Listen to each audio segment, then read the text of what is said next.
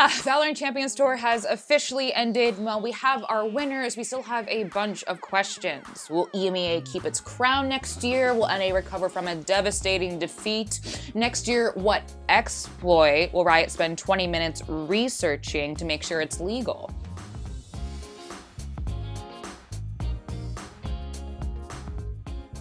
All right, y'all, before we get into the video, I gotta remind you, as always, to hit the like button, the subscribe button, and to ring that notification bell. If you don't, there'll be no in-person VCT tournaments next year, which would suck, so hop to it. Yee, folks, we made it! After a long year that included roster changes, upsets, dynasties created, and whatever this was. Soulcast, the flank's so good here. Does he decide to go for this?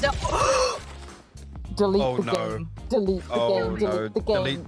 Production, turn it off. The first year of the Valorant Champions Tour has finished, and boy, did we have a hell of a conclusion. Acend took home the very first trophy in what was a thrilling Champions tournament that, if nothing else, showed us that Valorant is no one region's game. We had some drama, which I already talked about in another video, but just in case Riot is watching this camera is illegal. Then slowly making their way into the site, the camera is going to get all of the information from Joe. This jump is not. So glad we had that talk, Riot. Every region has a huge stake and as of right now has the skill to win it all, which makes the Valorant competitive scene the most exciting that it can be. But of course, before we get into CNET and company's win, we gotta rewind and talk about what we learned this tournament, which I can do for you because I watched every bit of it. Just from the Master Circuit to Champions, so many teams demonstrated major improvements and made a name for themselves in this tournament, which a lot of people thought would be very predictable. Which it wasn't. For example, SEA's Team Secret, after enduring so much, showed the world that they are a force to be reckoned with and made their way all the way to the quarterfinals. While Team Secret did not make it to the semifinals, they had such an impressive run. And that's with the Alto buff. There are many haters out there that they told us that we can't win at least one map against teams from VCT. We just proved them that, we made it to the playoffs and, proved them wrong. And I would be remiss if I did not mention the Goliath of Crew Esports, who took down Sentinels, Furia, Fnatic, and very nearly took down Gambit in what was a truly heartbreaking overtime in the semis. That truly was anyone's match, and it proved that Crew is now a fan favorite that teams should fear, like Gambit or Sentinels. And also, can we talk about Kesnet for a second? That literal 6K he got on Icebox? Equalize things a bit off of those two weapons, but they've got to be successful. And Durka's Bladestorm finds none. Plant walls down. There it goes here. Into Doma. The team set up a bit of a defense already. Flank is being watched by Mystic. Shotgun comes through the Raz onto Durka as well, but Kesnet just is able to mow them down. They're sitting ducks. They can't find any room to breathe. As Kesnet says, you didn't get the ace, Durka, but baby, I did. I said it on Twitter and I'll say it again. Kesnet has godlike aim and godlike game sense. That kid is absolutely incredible. I think Kesnet had a pretty insurmountable task of becoming a known duelist in this tournament full of known duelists. Like, we know about CNET, we know about Scream, we know about Durka, but then here comes Kesnet, rising to the task and outshining them all, arguably. And he played Reyna, not Jett, which kind of sets the meta tone. He was like, hey, what if I play Reyna, maybe some Raze, and some Breach on Fracture, and also Cypher at one point. Like, what? He's just a different player. He's clutch, he's smart. He has like really good decision making with his utility on Raze, which a lot of Razes don't, and I think that's what separates him a lot. And he's also like really good at like finding the first frags and getting out. And of course, X10 Crit, who provided the world with the definition of upset, proved to everyone that if you doubt them, you should do your research. Start with Mapati is still going strong on the backside. Oh, and through the Cloudburst, here comes the Bladestorm, and it's not even needed. Scary closes it out, and SEA are going all the way to playoffs. Envy have been eliminated. In tandem with this, another thing we learned is throw out your expectations, especially early in an esport. Sentinels out before quarterfinals? It's more likely than you think. In fact, it actually happened. They lost to Crew. It sucks. We were all sad, dude. I could tell it affected the guys. Everyone really cared. As much as people think we don't care, or the narrative that NA doesn't care about streams or whatever, I promise, like, I know our team tried really hard. and we felt really good about it going in. We practiced a lot. We had everything drilled, rehearsed. I did a lot of prep. We just didn't deliver. We've heard some rumors about some roster shuffles, and things won't be confirmed for a little bit, but things are changing. The NA game plan is changing.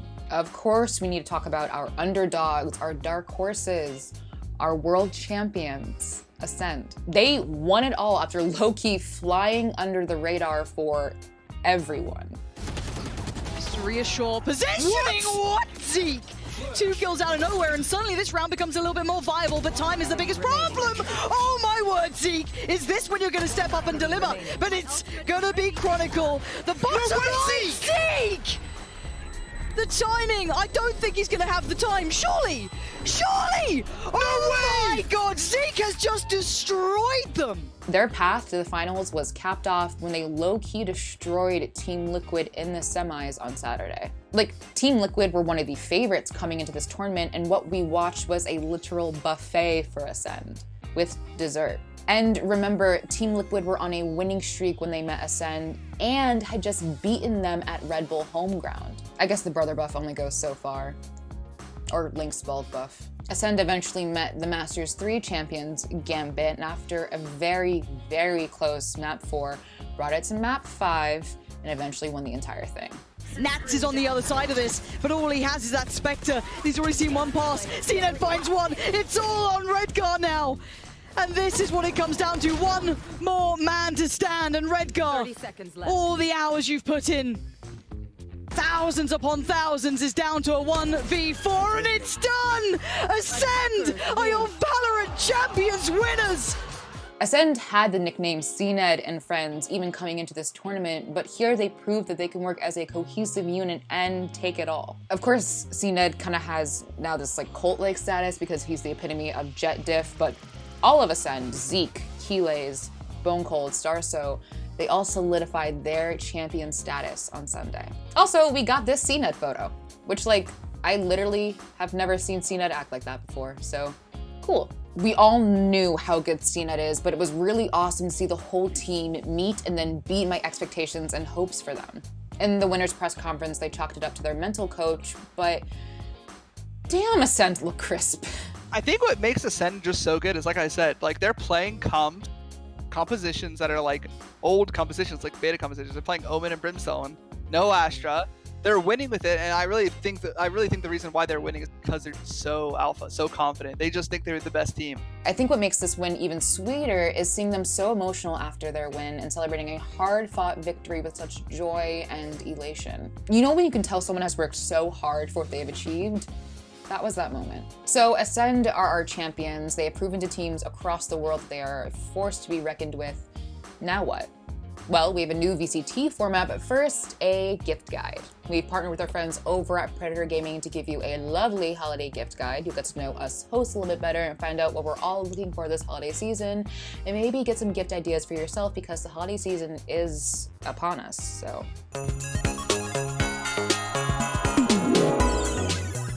All right, folks, you heard Liz. We've teamed up with our friends over at Predator Gaming to bring you a little holiday gift guide. You've probably already heard from some of my friends who host other shows already, but basically, we're gonna tell you what we want this holiday season, and maybe we can give you some ideas of what to ask for yourself. So let's get started. The pandemic is finally ending, and I'm really excited to finally get to travel again. And one of the things I'm most excited about traveling to is fighting game tournaments. That's why one of the things I want most this holiday season is the Snackbox Micro. Look, I have a ton of fight sticks. Actually, I have so many that I don't know where to put all of them, but one more can't hurt, right? And at least this one is so small that it looks like it fits really easily into a suitcase. Look, traveling with bulky stakes was one of the only annoying parts about going to fighting game tournaments. So getting a stake that looks easy to pack sounds awesome. And not to be greedy, but while we're talking about traveling, I'd really like a way to play games on the go. And I think I know exactly what I'm looking for. Look, we all want a Steam Deck. I know I'm not being original, but this thing looks like it rules. Getting to play my entire Steam library anywhere means I might finally work my way through my giant, stupid backlog. Anyway, you can probably tell I'm all about traveling again, which means I'm gonna need a new laptop. Luckily, our friends over at Predator Gaming have just what I'm looking for with the Predator Triton 300 SE. Like I said, I'm looking for a sleek and powerful laptop that I can stick in my suitcase since I'm trying to spend as little time at home as possible next year. So a thin, easy to carry laptop with an Intel 11th Gen H-Series Core i7 processor and 9 hours of battery life that's good for work and gaming is exactly what I'm looking for this holiday season. I'd recommend checking it out at your local Best Buy.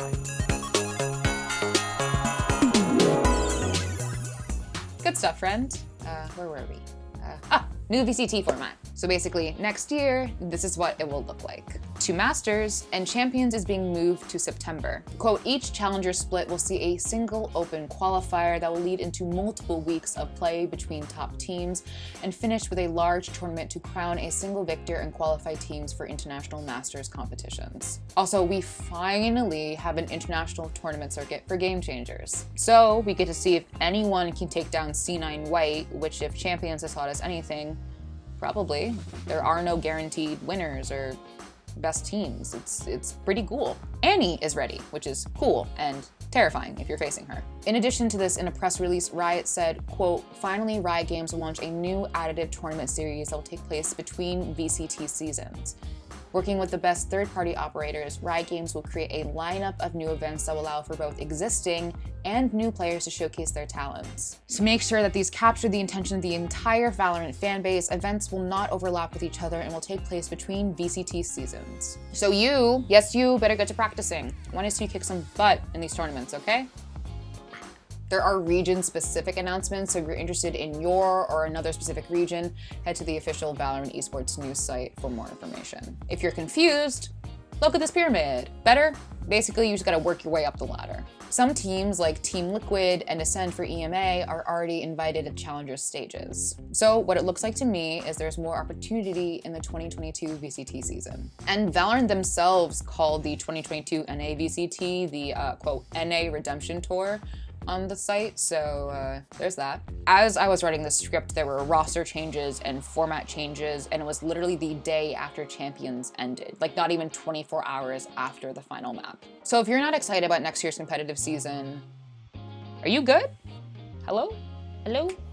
Hello? Acend are our champions, but as Valorant themselves put it when they're writing about the 2022 VCT season, heavy is the head that wears the crown. Acend aren't afraid though. They can try. This will not stop us, from still growing as a team and as players, and it will not affect, our gameplay negatively, definitely for the next season, and we will fight for our title again. From the very first teams forming to now, it's kind of hard to believe that Valorant has only finished its first competitive year. It feels like it's been 5. I asked Raucus to look back at this year, and this is what he said. It's really similar, because like I did it in Overwatch too, right? It's good to start in the scene and watch it grow as a whole, because in the very beginning it didn't have many viewers and stuff like that, it wasn't as big. Then it got so much traction and hype and hype and hype, and now it's like to the point where we literally just had a 1 million viewer final.